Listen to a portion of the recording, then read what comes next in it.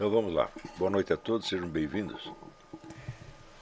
Em aulas anteriores eu já mencionei, e todo mundo sabe, que o passo inaugural da filosofia moderna é o momento em que Descartes estabelece a certeza que o eu tem de si mesmo como o fundamento de todo conhecimento.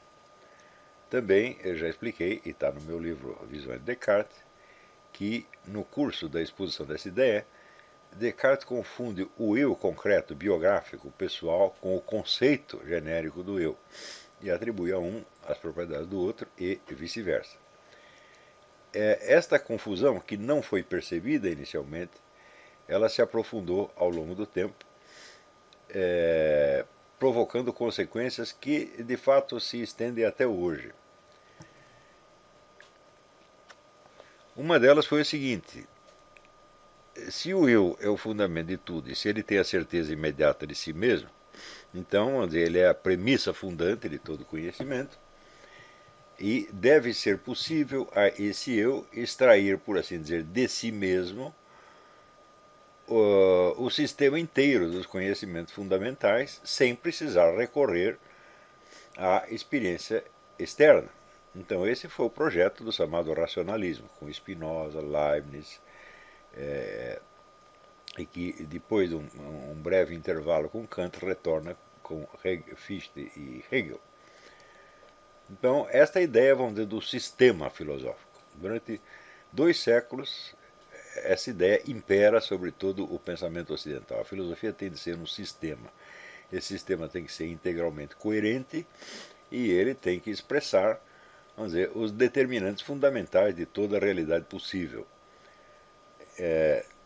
sem precisar recorrer à experiência. É claro que, ao mesmo tempo que se desenvolvia essa corrente, se desenvolvia também uma corrente empirista que dizia exatamente o contrário, que todo conhecimento começa com a experiência pelos sentidos e que só a experiência dos sentidos é o juiz final de todos os conhecimentos, de tudo aquilo que tem a pretensão a ser conhecimento. Então, nós temos essa linhagem racionalista e a linhagem empirista mais ou menos em competição. O empirismo viria a triunfar no século XIX, quer dizer, são 3 séculos depois, mas durante um bom tempo o racionalismo é que impera, que domina todo o panorama. Spinoza chegava a dizer mesmo que o conhecimento por experiência não tem validade alguma, já que ele é de natureza puramente probabilística e jamais nos dá a certeza de qualquer coisa. Observação que em si mesma, né, é verdadeira. Se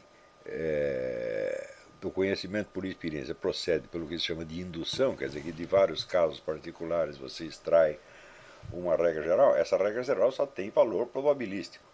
Né? Pelo fato de que todos os gatos que você viu até hoje miam em vez de latir ou mugir, bom, você conclui que provavelmente os demais gatos vão também miar e não mugir ou latir. Em geral, essa conclusão funciona, mas ela nunca te dá a certeza absoluta. Ou seja, nunca se pode acreditar piamente que o futuro será idêntico ao passado. Tá certo? E, portanto, todo conhecimento por experiência estará limitado, vamos dizer, ao círculo que ele mesmo definiu como o seu âmbito de investigação. E Spinoza então achava que esse conhecimento em si não tinha valor nenhum, ele tem um valor muito secundário, derivado, meramente acidental, por assim dizer, e que o essencial poderia ser obtido por uma dedução, por uma construção puramente dedutiva, a partir de algumas premissas dadas como evidentes. Então você tinha um sistema geométrico, como que uma série de teoremas, que demonstravam, então, segundo Spinoza, a estrutura fundamental da realidade, por mera análise de conceitos. Leibniz faz mais ou menos a mesma coisa.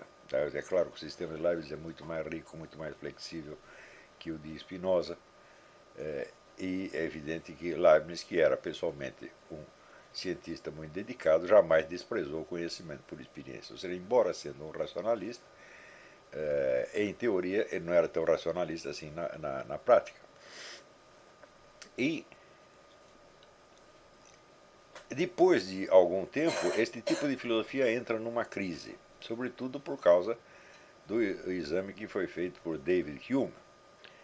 David Hume coloca toda a tradição filosófica sob um exame crítico muito feroz, na verdade, onde, exigindo coerência lógica até o fim, ele chega à conclusão de que, por exemplo, o princípio de causa e efeito, que seria essencial em todas as ciências, tanto no sistema racionalista quanto no sistema empirista, não faz sentido nenhum, porque nós nunca vemos uma causa. Causa não é um dado de experiência, causa é uma conexão mental que nós fazemos entre duas coisas.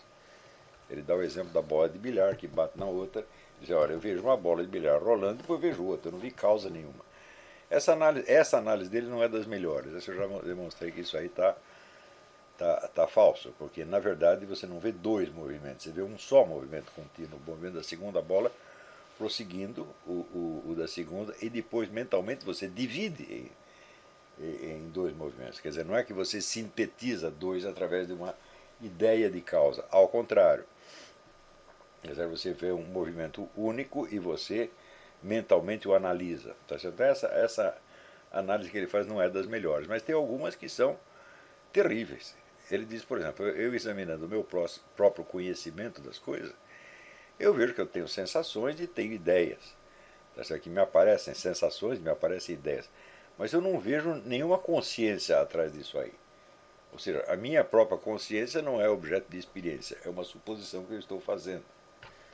Tá certo? E se não há consciência, também não há, provavelmente não há nenhum eu atrás. Isso não quer dizer que David Hume não acreditava que houvesse consciência e eu. Ele acreditava sim. Só que ele achava que isso não podia ser provado racionalmente. Esses aí são dados de uma experiência milenar que nós aceitamos por uma espécie de confiabilidade no testemunho dos antepassados e não porque nós tenhamos disso uma prova científica. Então, David Hume não era, na verdade, ele não era cético, coisa nenhuma.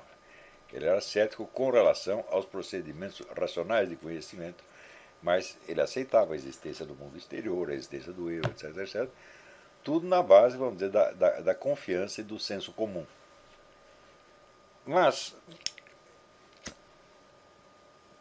é claro que esses exames feitos por David Hume, eles derrubavam completamente qualquer pretensão de construção de um sistema universalmente válido, tá certo?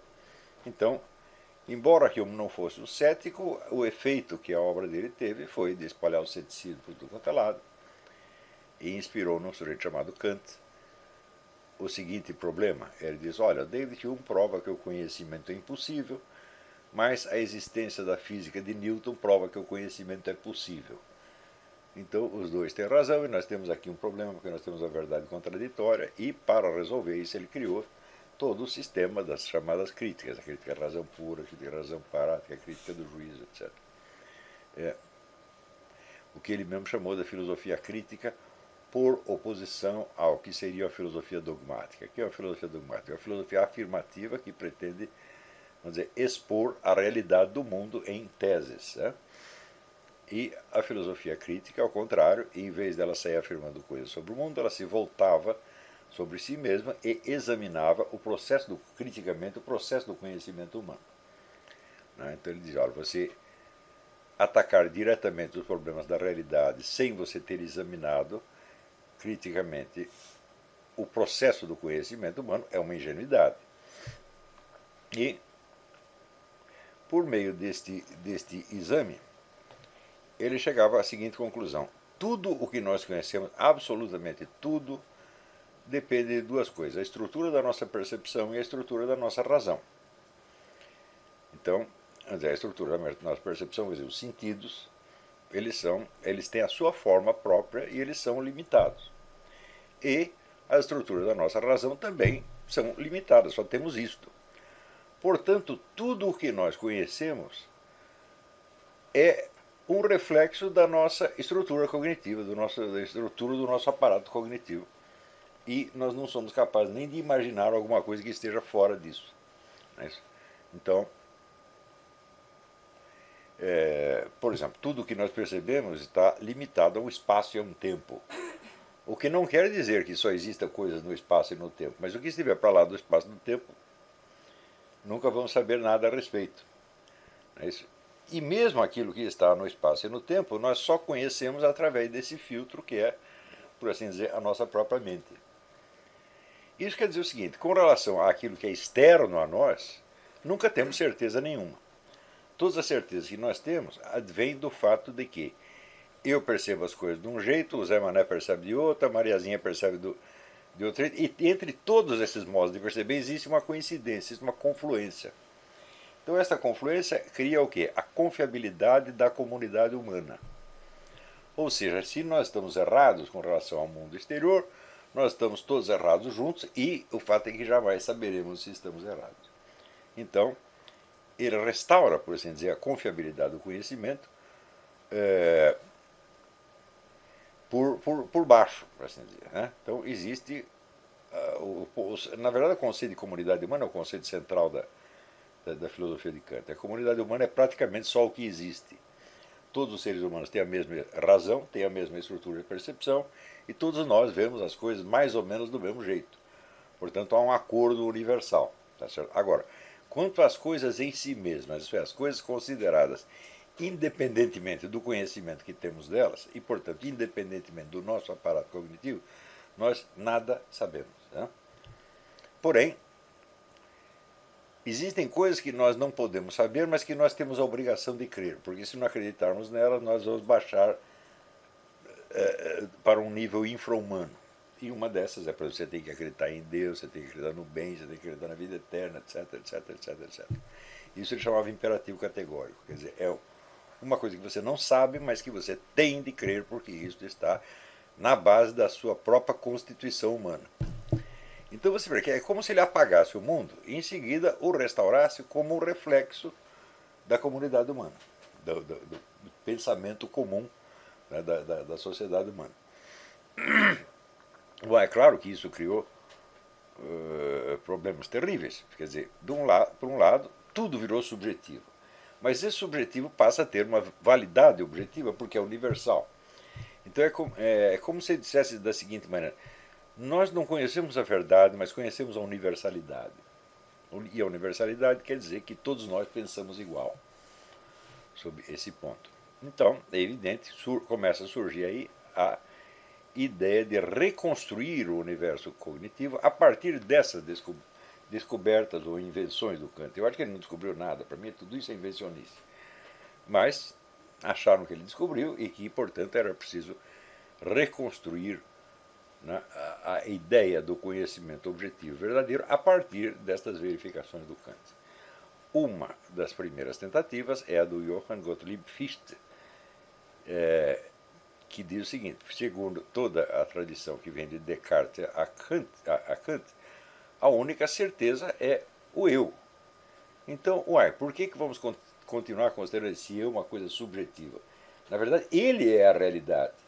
Tá certo? E tudo o que existe são diferentes aspectos assumidos pelos estados do eu. Então, longe desse eu ser uma prisão subjetiva, ele é o fundamento não só do conhecimento, como dizia Descartes, mas é o fundamento da própria realidade.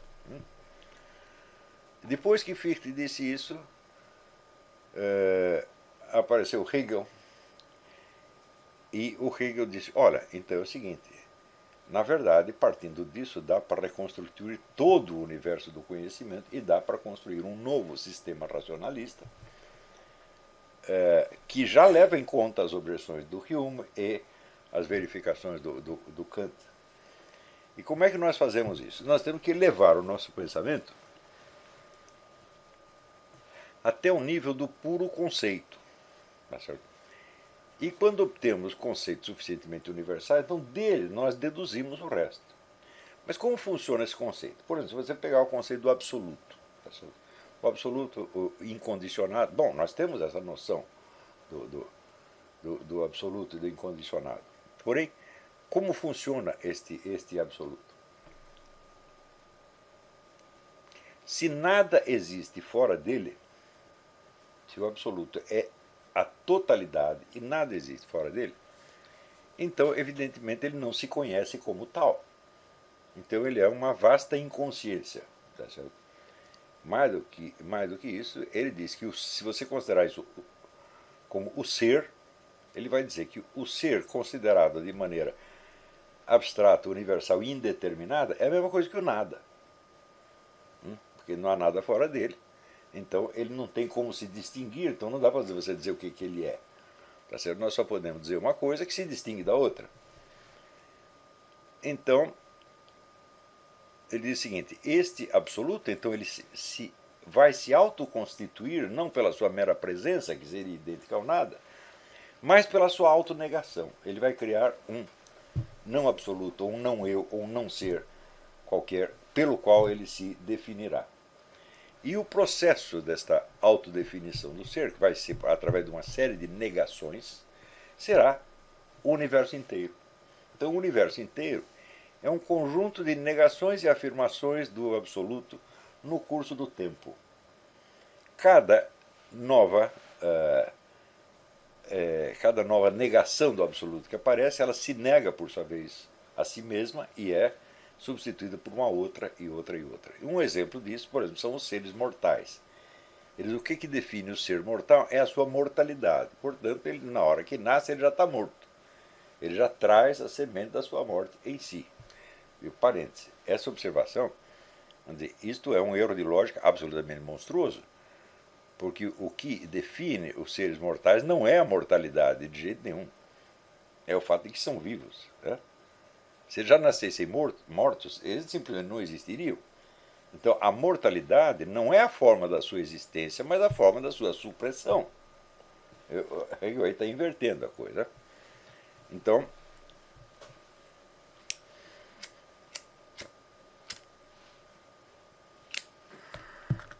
a mortalidade, então, não é a forma da existência do ser mortal, mas é a limitação da sua existência.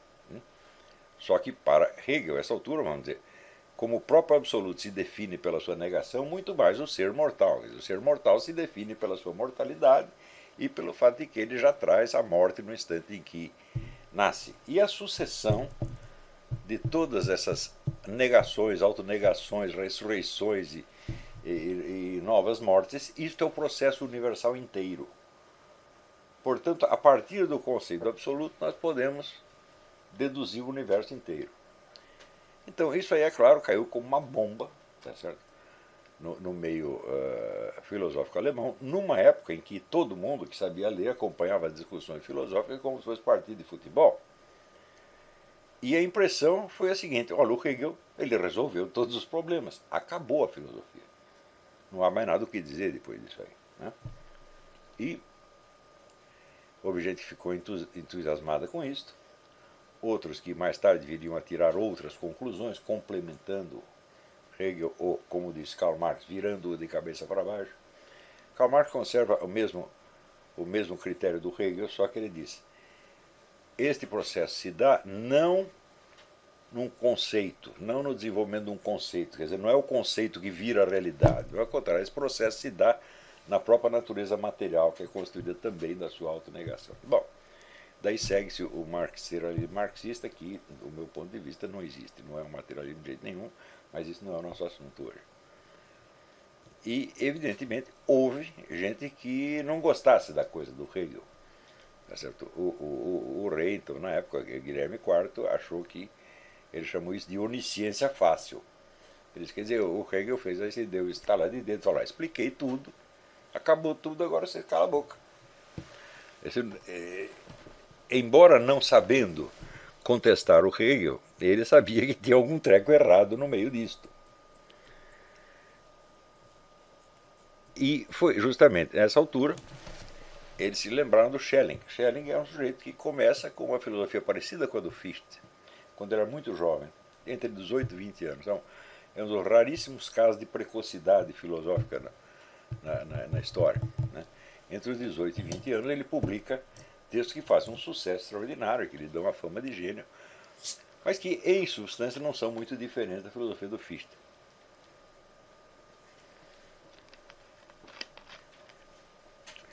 Mas Schelling era um sujeito que sempre estava buscando novos temas e se abrindo para novas dificuldades, e ficava um pouco difícil você dizer o que era realmente a filosofia do Schelling, porque ela está mudando a todo momento.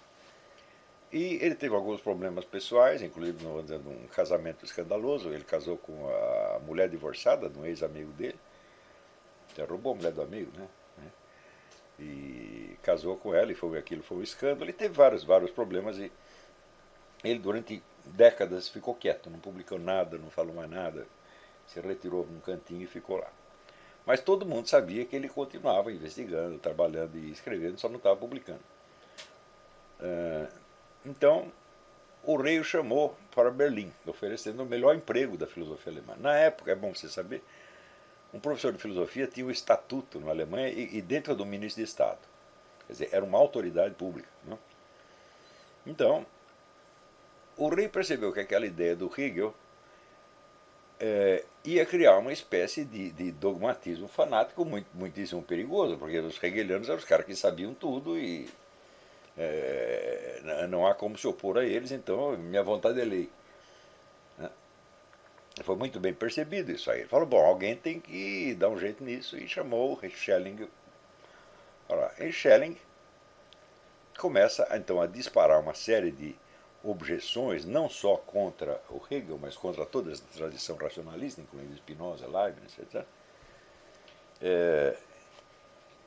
que hoje nos parecem de uma lucidez absolutamente extraordinária, porque toda a filosofia que se desenvolveu depois confirma o que Schelling disse. De acordo com Hegel, a filosofia de Hegel tinha chegado à sua culminação. Vocês viram que Aristóteles dizia que a filosofia começa com espanto, quer dizer, com coisas que você não entende, que você está vendo e não entende.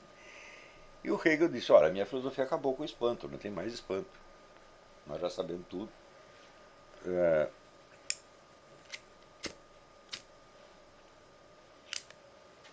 Então era assim, ou você enterrar a filosofia junto com o Hegel, ou você fazer alguma coisa completamente diferente.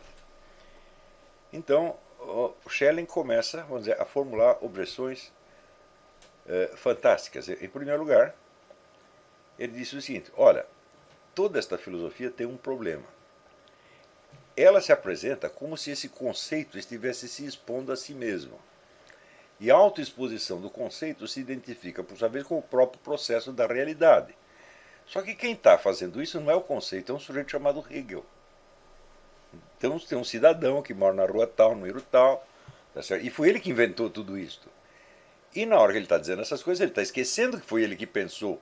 Ele está fazendo de conta de que ele é o conceito universal, e obviamente ele não é. Então tem algo errado. O que tem de errado aí? Tem uma paralaxe cognitiva, que é um termo que o Schelling não usa, fui eu que inventei, mas esse era um caso característico de paralaxe cognitiva. Quer dizer, o indivíduo está criando um edifício, imenso edifício ficcional, e ele acredita que é a própria realidade que está falando pela boca dele, e não ele que está escrevendo. Então, aí acaba não havendo diferença entre a subjetividade de Hegel e o próprio processo universal.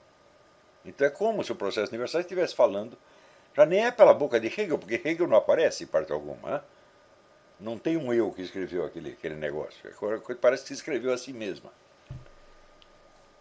Mais tarde, o Levi-Strauss vai chamar isso de pensamento anônimo. É um pensamento que não tem autor. E o Schelling fala, um pensamento que não tem autor não existe. Tá certo? Então nós temos que começar por examinar isso aí, sob o seguinte ponto de vista, qual é a diferença entre o processo universal e a pessoa do seu Georg Hegel. Não é isso?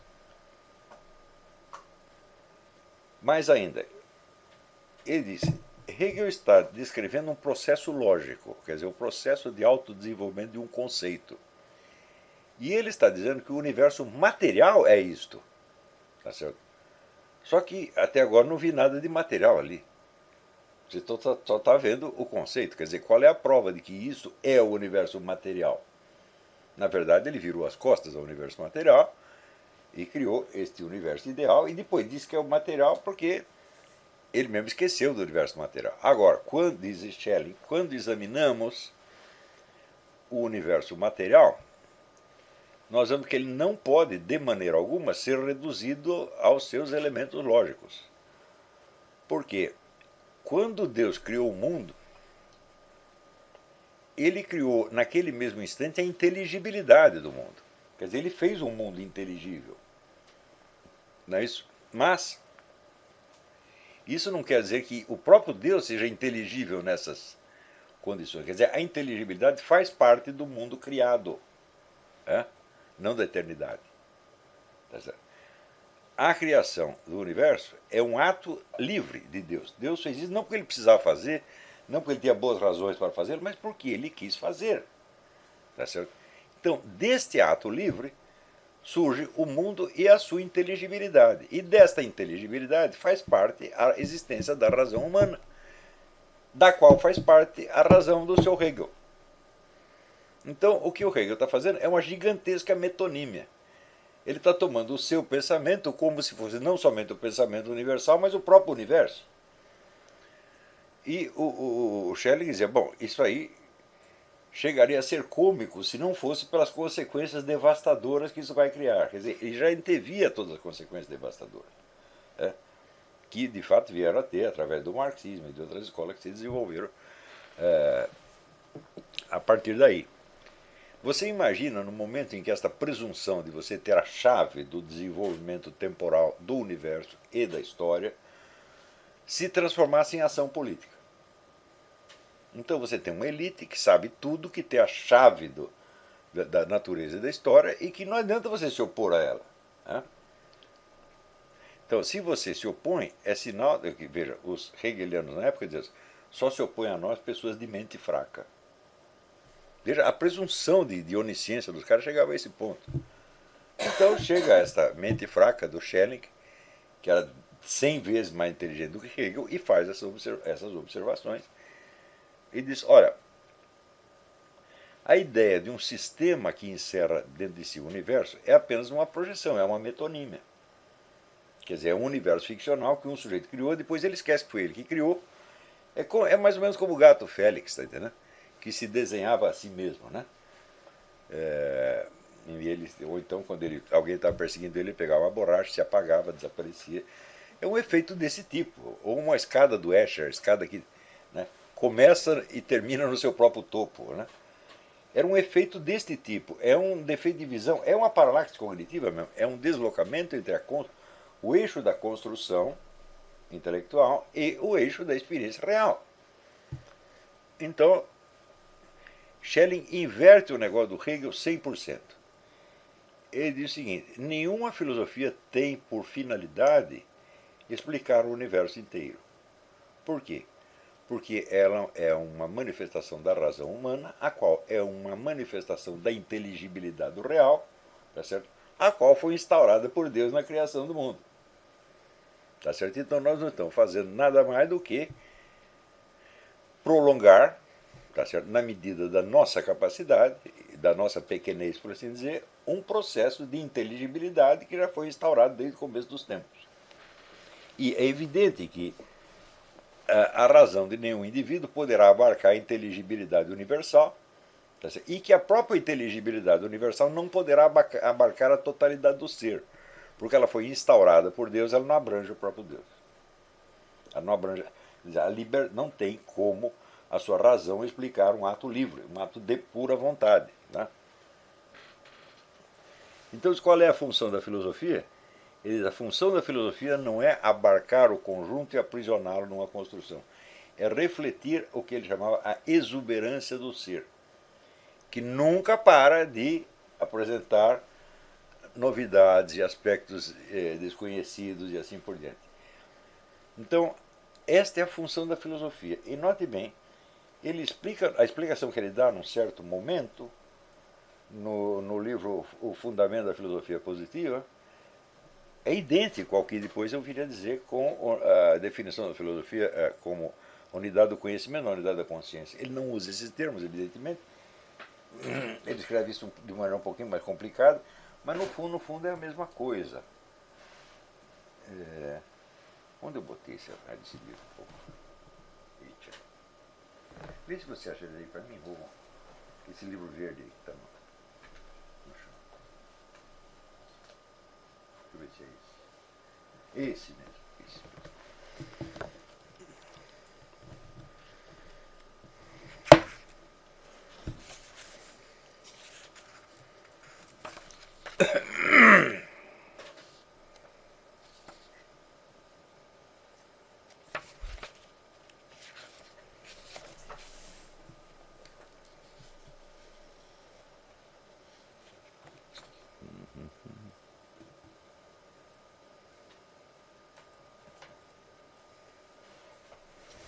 Então,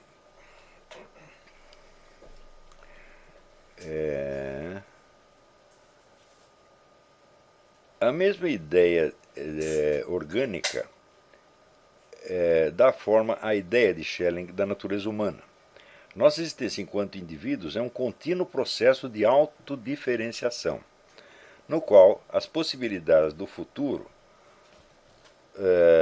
projetam-se de dentro da estática realidade do passado e do presente. Ou seja, o passado e o presente já estão, por assim dizer, grávidos de um futuro. E nós estamos continuamente avançando nisso aí. Como Schelling repetidamente enfatiza, a tarefa da vida, da educação e da cultura é, aspas, libertar-se de si mesma.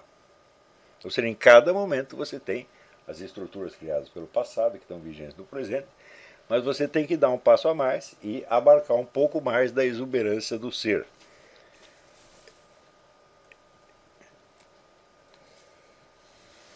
Neste mesmo livro, O Fundamento da Filosofia Positiva, Schelling diz o seguinte: o contexto destas conferências não é adequado para o típico livro-texto. Ele não consiste de uma série de proposições acabadas que possam ser afirmadas individualmente.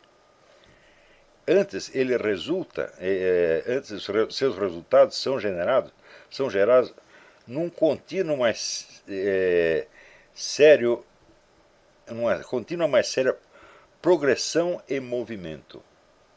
Então, isso de fato é a filosofia inteira do Schelling. É esse contínuo movimento. E nesse movimento, o que ele faz? Ele tenta abarcar o máximo do conhecimento disponível e dar-lhe uma forma unitária possível naquele momento. Esta forma será em seguida superada, abolida e substituída por outra. Mas este movimento, isto é a própria filosofia. Então eu falei, raios, isso aí é a unidade do conhecimento, a unidade da consciência e vice-versa. É exatamente o que ele está fazendo. Só que ninguém tinha pensado nisto nestes termos desde a antiguidade. Para Aristóteles, é evidente que a filosofia era isto. E Aristóteles sempre estava buscando o interesse de Aristóteles pelos fatos. É tanto, que 80% dos escritos dele são escritos de ciência e não de filosofia. São coisas que ele está observando. Sobre a geografia, sobre a vida dos animais, sobre os meteoros, sobre elementos de história também, as constituições dos países, os costumes, as leis, etc. Então ele está continuamente absorvendo novos fatos que dissolvem a visão que ele tinha estruturado no passado e abrem para uma nova, que por sua vez será dissolvida e inserida, absorvida, superada numa outra, no sentido do verbo alemão aufheben. Aufheben é você abrange e supera, quer dizer, não joga fora. Quer dizer, aquilo que parecia ser a verdade total, agora uma verdade parcial dentro de uma verdade mais ampla. E esse é o mecanismo essencial da filosofia. Você vê, isso tinha sido perdido de vista desde Descartes. Todos eles, Descartes, Spinoza, Leibniz, Wolff, né, todos, e Hegel, a ideia de fechar tudo e chegar no sistema definitivo. E o que Schelling está afirmando nisso aí? O primado dos fatos sobre todas as teorias. A criação do mundo é um fato. Como é que começa o Gênesis? No princípio, Deus fez o céu e a terra. Não é que ele falou o céu e a terra. E aquilo que ele fala vira realidade na mesma hora. Ele faça-se a luz. Então,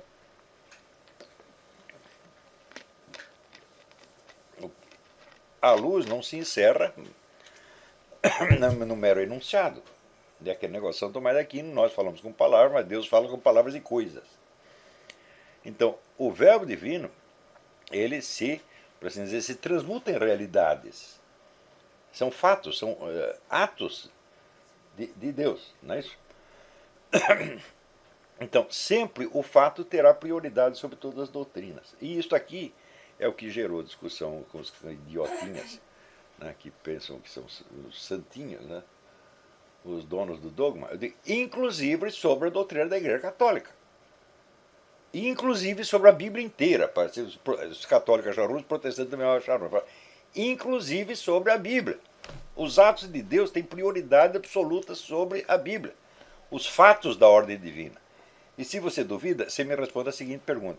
Quem veio primeiro, a criação do mundo ou a primeira edição do Gênesis? É? O que veio primeiro? O que Deus fez ou o que Moisés escreveu a respeito do que Deus fez? Então, isso quer dizer que a Bíblia inteira não é senão um registro, às vezes tardio, de fatos e atos da ordem divina, meu Deus do céu. Se não, a religião cristã inteirinha, na versão católica ou protestante, não passaria de uma estrutura verbal, que seria obrigatória, todo mundo tem a obrigação de acreditar nisso, mas não passaria de uma estrutura verbal. Se não tem por trás dela a materialidade do fato, então não é nada. Quer dizer, por que você tem que acreditar na ressurreição do nosso Senhor Jesus Cristo? É porque a Bíblia diz o que aconteceu. É porque aconteceu, meu Deus do céu. E a Bíblia diz o que aconteceu. Então a Bíblia tem a confiabilidade, o texto da Bíblia tem a confiabilidade da mensagem divina. Tá certo? Mas ela não tem em si a realidade do ato divino. O ato divino a precede. A cena em que Jesus se apresenta para os apóstolos, olha, aqui sou eu, estou aqui, Virgem da Silva e tal. E São Tomé não acredita, quer tocar a ferida para saber se ele é ele mesmo. Né? Este tocar a ferida, ele tocou materialmente, com um dedo material, uma ferida material, meu Deus do céu. E isso aconteceu muito antes de que isso fosse relatado no Evangelho. Né? Portanto, tem cara assim, acredita na Bíblia, mas não acredita em Deus. Né? Ele acredita só no que está escrito, mas não acredita que Deus fez nada disso. Então, você está submetendo Deus ao texto da Bíblia. Isso não é possível, isso é materialmente impossível. Isso é 100% ilógico. Ou então você está submetendo, vamos dizer, a dogmas da igreja que foram proclamados depois ainda. A igreja está proclamando dogma até hoje. Quando veio, por exemplo, a Imaculada Concepção, foi 1854. O Papa disse, ora, a própria Maria foi concebida sem pecado. Bom, na igreja tinha gente que já acreditava isso desde o começo. E tinha outros que nunca tinham pensado no assunto. E tinha ainda outros que achavam que não. Tá certo? Você vê, o nosso Rui Barbosa, que era metido a teólogo, ele foi contra esse dogma. Ele pertencia a um grupo que chamava os Velhos Católicos. Né? Mas que não eram tão velhos assim, porque a Imaculada Conceição era coisa que já se falava desde o começo, só não tinha sido promulgado como dogma, então não era oficial. Em 1854 aquilo se torna oficial, vira doutrina da igreja. Por quê? Por que acontece a Imaculada Concepção? Porque o Papa disse? Não, ao contrário, o Papa disse porque aconteceu. Portanto, a Imaculada Concepção, como fato da ordem material, tem uma prioridade enorme sobre a doutrina que o Papa promulga a respeito 2000 anos depois. Tudo isso é de uma obviedade tão monstruosa, né, que o simples fato que alguém discuta mostra que o pensamento metonímico e a inversão hegeliana entrou na cabeça dos próprios cristãos. Eles estão pensando como Hegel, estão confundindo o escrito com a realidade. Né? E o Deus deles é um Deus de papel, feito só de doutrinas e dogmas, etc, etc. Então, quando na verdade as doutrinas e dogmas só existem porque Deus fez alguma coisa, ó raios. Então,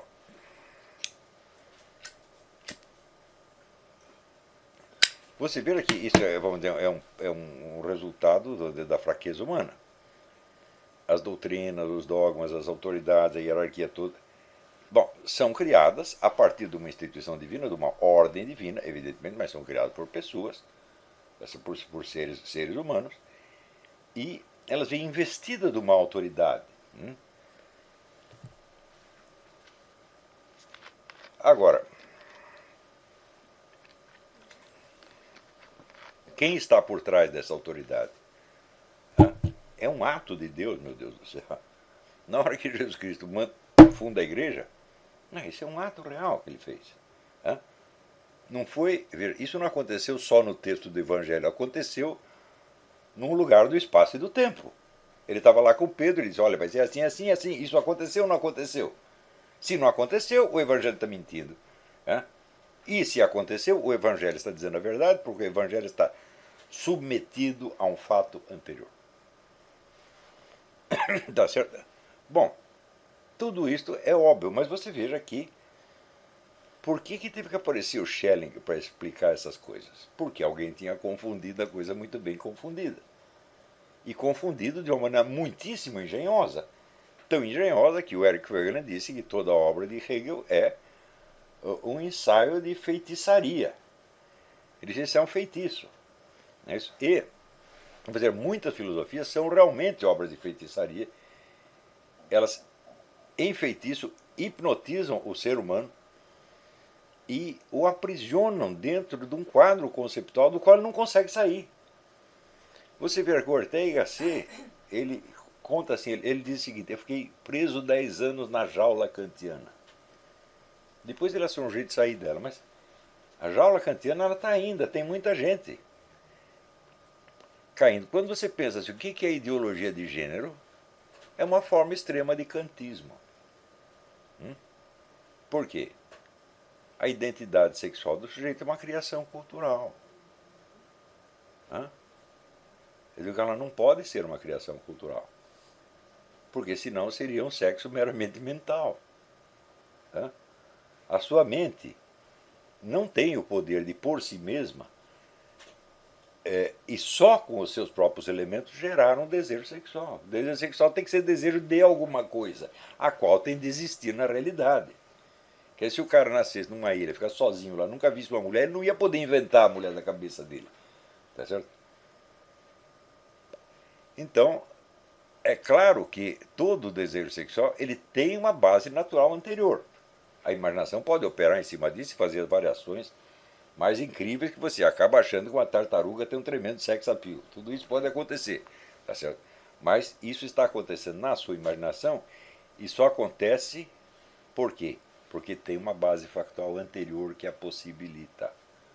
Ou seja, existe o corpo humano com a sua forma, com a sua diferenciação sexuada e com os seus instintos respectivos, o qual em seguida pode ser trabalhado pela imaginação, mas a imaginação não pode trabalhar o que não existe, o que ela nunca viu de maneira alguma. Está entendendo? Quer dizer, a nossa imaginação está limitada também pela nossa percepção sensível. Na verdade, a imaginação, você fala até a imaginação criadora, é um pouco errado, a imaginação não cria, ela apenas mistura elementos que você viu. Tá certo? É o exemplo dado por Aristóteles. Bom, ele fala assim, a montanha de ouro. Não, você pode inventar isso porque você viu a montanha e viu o ouro. Você combina e faz a montanha de ouro. Você pode fazer um dragão que é um lagarto que voa, porque você viu um lagarto e viu alguma coisa que voa, e daí você mistura e cria o dragão. Não é isso? Você viu coisas que soltam fogo, você viu um vulcão, por exemplo, então você pode inventar um dragão que solta fogo, e assim por diante. Ou seja, a nossa imaginação é combinatória e não criadora. As combinações são originais do criador, mas os elementos não. Então, é claro que qualquer identidade sexual que você venha a inventar só pode ser inventada porque ela se fundamenta numa coisa anterior que não foi inventada de maneira alguma. Não é isso? Então nós chegamos ao absurdo de os caras dizerem, não, todas essas identidades sexuais são estereótipos criados pela sociedade e impostos às próprias criancinhas. Então nós temos que abolir os estereótipos. Eu digo, mas daí como é que vai ser dos travecos? Se eles não têm o estereótipo feminino para copiar, eles vão copiar o quê? Um hipopótamo? Hã? O cara não, mulher não existe, é apenas um estereótipo. Né? Então, e chega um absurdo de pretender que se um menino desenvolve uma identidade masculina, esse tem o odioso estereótipo que foi imposto na cabeça dele, mas se ele desenvolve uma identidade feminina, então é a pura natureza dele que está aparecendo. Como se ainda houvesse sentido em falar de natureza, tá certo? Depois que você diz que tudo é determinado culturalmente. Quer dizer, nós estamos chegando a um ponto de burrice, né, que não teria sido possível sem esta inversão, sem essa série de trocas, né, do factual pelo mental, que começa com o próprio René Descartes. Então, nesse sentido, é que você vê que o próprio Schelling tinha razão quando ele diz que no começo da modernidade a filosofia caiu para um nível pueril. quer dizer, cometendo erros monstruosos que uns séculos antes, no tempo escolástico, ninguém cometeria. A vantagem da filosofia moderna é que ela absorve novos conhecimentos que estavam surgindo das ciências. Não só das ciências, mas das grandes navegações, de informações que chegavam para todo lado, uma espécie de integração planetária maior, um universo factual imenso. Mas é claro que com toda esta injeção de novidades, eles estavam fazendo confusões. E essas confusões se prolongam até hoje. Você veja, foi por isto que a obra do Schelling, no século XIX, embora fosse muito aplaudida, não foi lida, na verdade, não foi compreendida.